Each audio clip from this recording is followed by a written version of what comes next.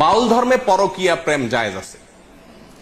আল্লাহর কসম, আমি নিজে যাচাই করে যশোরের এক গ্রামে গিয়ে সন্ধান পাইছি যে এখানে, এমনি অন্য কাজে গেছি, পরে শুনছি যে এখানে আপনার ফকিরদের আখড়া আছে। তো আমি দেখতে গেছি, একদিন না কয়েকদিন পরে জানতে পারছি যে এক মহিলা আছে, তার স্বামীও আছে, কিন্তু সবাই জানে এই মহিলা সারাদিনই জেনা করে তার ওই সাধন সঙ্গীর সাথে, বাউলদের সাথে।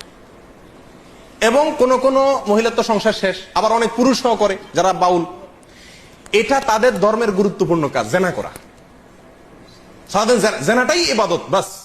এবং জেনার মানে মূল মুহূর্ত যেটা, সেই মুহূর্তেই নাকি স্রষ্টা হাজির হয়ে যায়।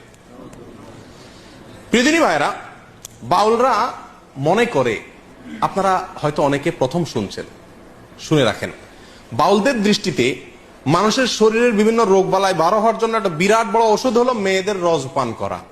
রজ বুঝেন কি?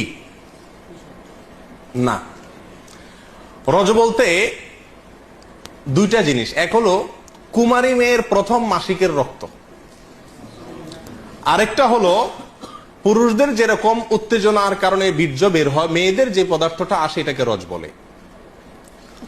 এই রজ, এটা পান করলে কোনো রোগ বালাই আর শরীরে থাকে না, এটা বাউলদের বিশ্বাস।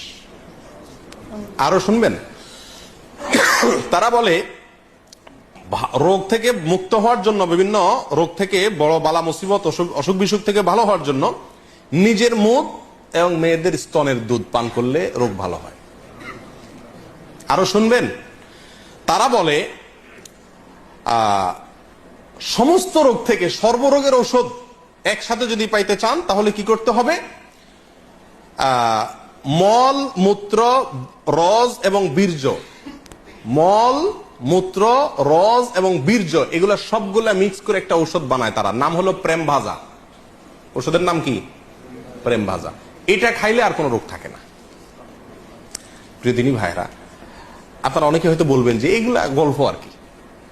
আপনি আল্লাহি বাস্তবতা খবর নিয়ে দেখেন। আর খবর নেওয়ার দরকার না, আমি আপনাকে বই পুস্তক থেকে বলছি, তাদের বই পুস্তক থেকে, তাদের ধর্মগ্রন্থ থেকে, তাদের ধর্মীয়, তাদের আচার এবং তাদের সংস্কৃতি, কালচার, এ সংক্রান্ত যে সমস্ত বই পুস্তক আমাদের সমাজে প্রতিষ্ঠিত, গ্রহণযোগ্য, অথেন্টিক, এই সমস্ত বই পুস্তকে লেখা আছে।